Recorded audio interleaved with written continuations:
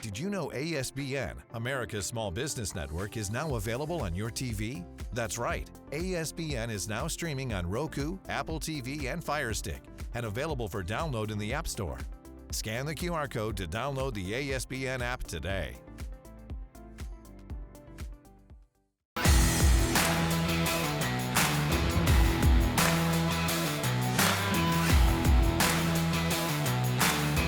This is The Roadmap with Ted Jenkins.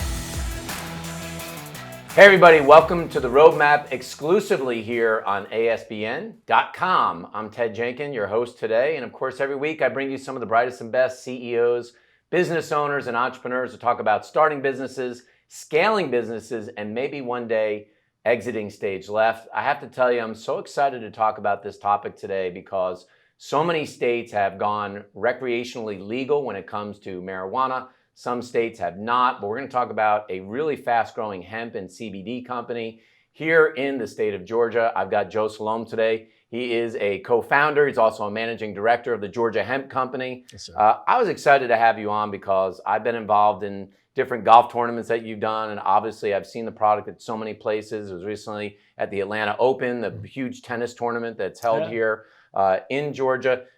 Why did you decide to start this company? How did this germinate, this idea?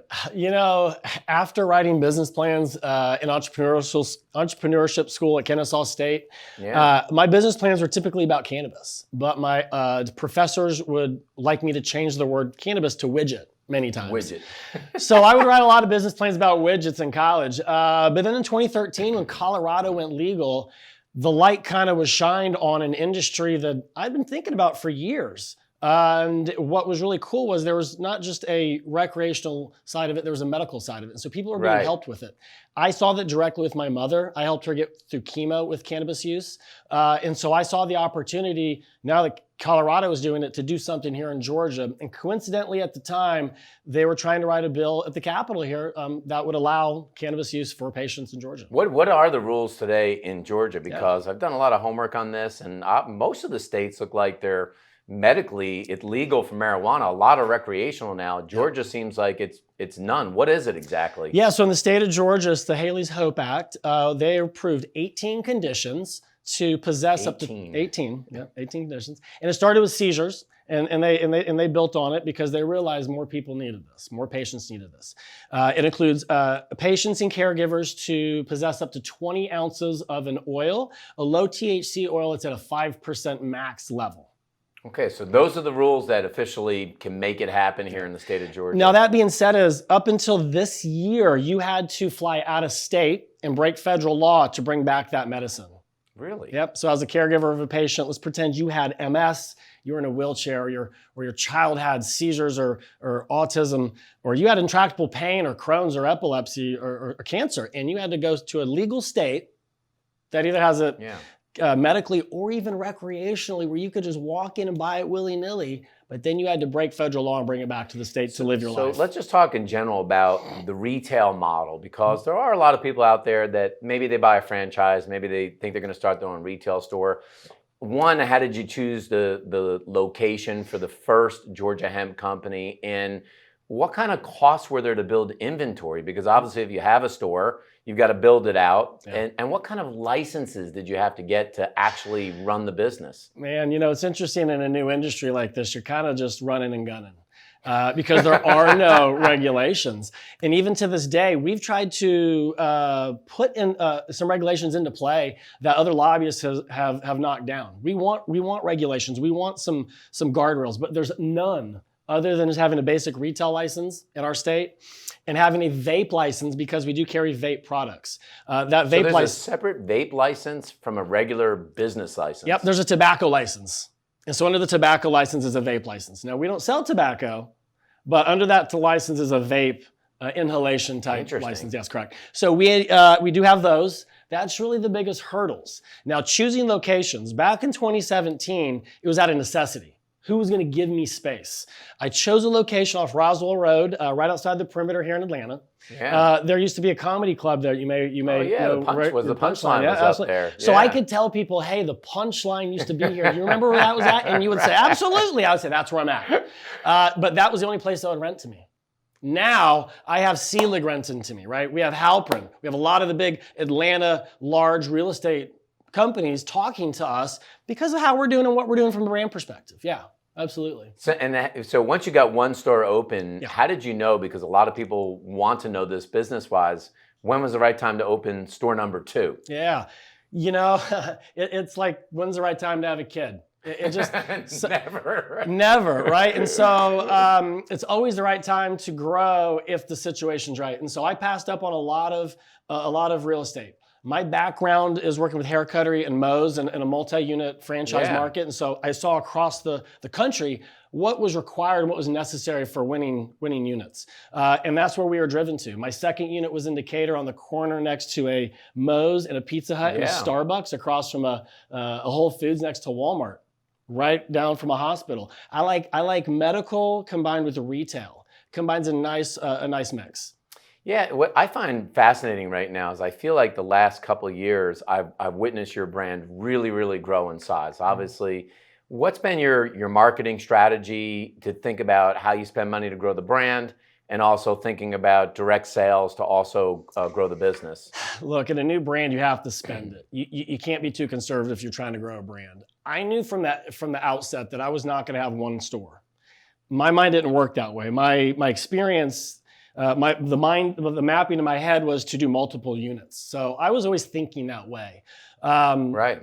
It was just inherent. We were going to do it. My business partner, the finance guy, was going, okay, how much are we spending and what's it on? Right. But I knew if we did it right and we had the right message, it's a holistic approach. The right message will drive the people in. And if we could deliver the right customer service, the right experience, the right overall holistic experience together, that marketing dollars were going to go further. You know, Joe, but I had to spend it to make it. I think people way underestimate. I had this in my businesses that I built and I sold, the value of PR. Yeah. And you were telling me earlier that you had one New York Times article, and it literally, I don't want to say it broke the internet, but it definitely, it definitely broke the internet. Yeah, it definitely created another store for you. Can you talk about the value of getting quoted or having articles written about your business? It can move mountains. What was really cool, I guess, was it created challenges, right? I want business to grow. You want business to grow, right? That's why we're doing this. I mean, we're doing it because of the inherent why I'm doing it, but you also want to be successful in everything you do. You want to put your best foot forward and be a good part of society and be a good and I want to be a good representative of cannabis at the end of the day. And so I wanted to make sure that, yes, I was out there, and if I was the only one, somebody had to do it. And so I decided that was going to be me. And so I believe it is important to put good messages out there versus the negative propaganda we heard about cannabis for so many years. So it's almost trying to reverse what we grew up on. How do we put more out there? How does my 9-year-old look at a cannabis leaf and go, hey, look, that's cool, that's dad's. When she sees, I don't know, like Snoop Dogg or somebody moving and they're smoking cannabis, she goes, is that your stuff? I'm like, yes, it is. But she doesn't associate that with negativity. Right. Well, how do you get over that stigma in the general public that they're like, I'm not doing drugs, or they don't even know necessarily what it is? How do you educate the consumer to get over that stigma of what this really is? First off, some will, some won't. So what? Somebody's waiting. Right? We're 1 in a million on this spinning earth. We're just zooming through it. Millions. I'm just trying to get high and pass the vibe. Right? That's it. So at the end of the day, it is about education. We always reference Raphael Mechoulam, who discovered the endocannabinoid system in Israel 60 years ago. The natural endocannabis system in your body with a CB1 and a CB2 receptor. So it's all about the conversation, the consultation, the education, and how enzymes and cannabinoids interact with these receptors to bring homeostasis to the body. End of the day, I don't care how many joints are sold at a dispensary or how many pop up in the state that can sell seltzers. That's cool. But when we start synthesizing these cannabinoids and understanding how it can help our bodies live longer or help the inflammation in our brain go away as we get older, those are the big wins and why we really are doing what we're doing. I mean, it's definitely gaining traction. Can you talk at all about this relationship you have with Major League Baseball now and the Atlanta Braves? Sure. I mean, I know you've done your great PR work on this. Talk about that. What's that look like now? So just piggybacking on what you said about the endocannabinoid system, Athletes are pushing their bodies every day. They're machines. And what they put into is very important. So we partnered with the Atlanta Braves and Major League Baseball to create an NSF certified CBD oil. NSF is an organization that approves manufacturing equipment, products, things that we use in our daily lives, but also products that go into athletes' bodies for performance. So Gatorade Twitch is a great example. AG1 is another great example of an NSF certified product that athletes are allowed to take in if if they get drug tested, within their organizations. Yeah. These are approved products. So MLB, PGA, we have the Olympics. We have athletes all over the world that now can take this. Department of Defense individuals, really interesting list of individuals that can now take our CBD and feel confident they're not going to fail a drug test and be able to pass stuff. So is it just the Braves, or is this all across Major League Baseball? So Major League Baseball has approved it across, yes. And again, when we take a step back and look at the society as a whole, opioid epidemic was big, right? And they had players that were overdosing and doing some really terrible things to their bodies, right? They're hurting themselves. And so they wanted to give them another option. So cannabis is a substance that players are now allowed to use.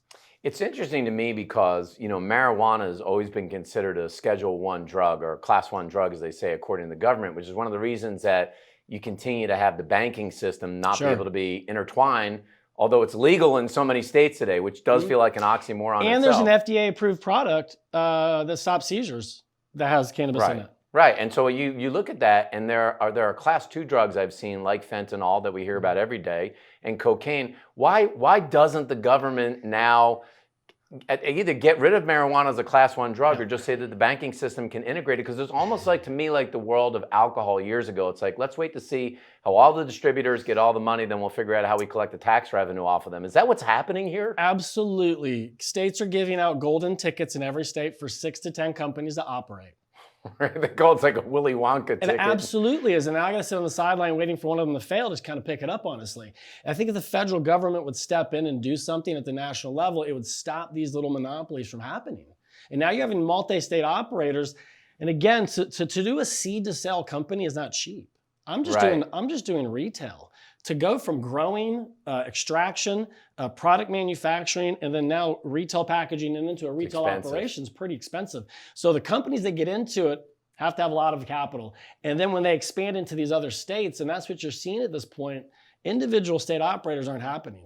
You're already seeing the multi-state operators take over this industry. Are you, the way that it works, and I don't know how Georgia will do licenses, and are you well positioned that if Georgia does become an approved state, that you can either add it to your stores or create a different brand, or is that a completely separate lane as a business? It kind of is. Right now in the hemp industry, my goal is to blur the lines. What's the difference between cannabis, marijuana, hemp? Really, it's the percentage of cannabinoids within those plants. So they're just flowers, they're plants, and they're bred specifically to have something in them. And that's what was happening over time. High THC breeds, high CBD breeds, high other breeds. And so now that's what we're seeing. My goal is now to blur those lines. At the molecular level, THC out of hemp and cannabis is the same. CBD and cannabis is the same. Interesting. Right?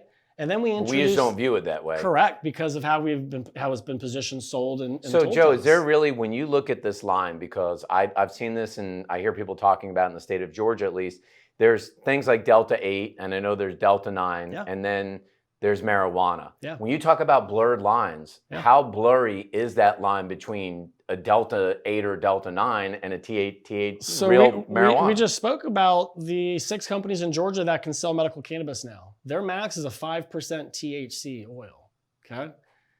I have a full dispensary at my disposal to compete against that. So talk about blurred lines, they're gonna take years to catch up with me. I compete with West Coast dispensaries, right? Yeah. I've got flower. THCA flower. Hey, I didn't make the laws. I'm just semantics. We deal with what's in front of us. And every year something's been given to us. We've got hemp flower, then we had Delta 8, now we have Delta 9. It's all about a weight thing. So we have seltzers with CBD and THC. Yeah. We've got everything with THC now that meet both markets. But we're also working with all cannabinoids, CBG, CBN, CBD, all in togetherness. High margin business, Joe? Is this a good margin business? It can be, absolutely, yes. It depends on what kind of products that you sell? I think it depends how you run your operation, right? I like to spend big, but I also don't have a cheap product. Right. So, value comes with price a lot of times. Hard to find labor or no? Absolutely not. Everyone wants to work in this business? We have millions of years of users that are dying to get into this industry. There's not a person. Do I get free product with employment? Is it? There are benefits. There's the benefits. How do you one day in the retail kind of business, not that you would do this, but let's say you build from 4 stores to 8 stores. What kind of exit plan could you have for this business down the road? I think as our brand continues to build, people will look at us like a franchise, even though we're not. But you're going to see folks that look at franchise and say, is that a model we like to bring up underneath our umbrella? Yeah. Is the hemp industry, is the hemp supplement industry. And as we continue to grow, it's not just what you put in your body, it's gonna be what you put on your body too, right? It's gonna be other things outside of just the cannabinoids. It's hemp in general. It's gonna be a game changer once we can really let it loose. So yes, exit plans are always important. My uncle owns a flower shop in New York. He still doesn't have the exit strategy. He just gave it to his kid. And I asked him this 20 years ago. That's funny. It's the second thing we were told in college was always have an exit strategy. Yeah. Yeah, I would love to build this brand big enough for somebody to pick it up, collect it, and go carry it on to greatness. Yeah. Absolutely. I mean, of course, I wouldn't mind continuing to grow this and maybe grab some other companies along the way. Maybe my daughter joins us in 15, 20 years and takes it to the next level. See how this thing unfolds. Well, I think before we end the show here, I'm going to try. What is this that I would be trying here? This is our partner, Flora. This is going to be a CBD THC beverage. We're going to go 5 milligrams on THC. It's a little low, and 10 on the CBD. It's a little low. Nice, relaxed. And how many would a person at home have one of these cans? Yes, and this is our passion fruit margarita. Now one full can? No. So these are session drinkers. So you can maybe have. What's a session drinker? Just like beer, we want to have 2 to 3 possibly, right? That's good. That's good, right? That is really good. Okay, all right. I did 2 to 3, but you know what? I'm doing the show here. It's probably not going to help me that much. Joe, thanks so much for coming on the program today. Not only educating our audience about the business model, but about what's happening in the whole marijuana CBD industry. Folks, this is about having a dream. It's about chasing trends sometimes, and sometimes you just have to do it. Like Joe said today, sometimes you are running and gunning when you start a business. You sort of figure it out along the way. I'm so glad that you figured it out. Thanks so much for watching this episode of The Roadmap. Thanks for watching The Roadmap with Ted Jenkins.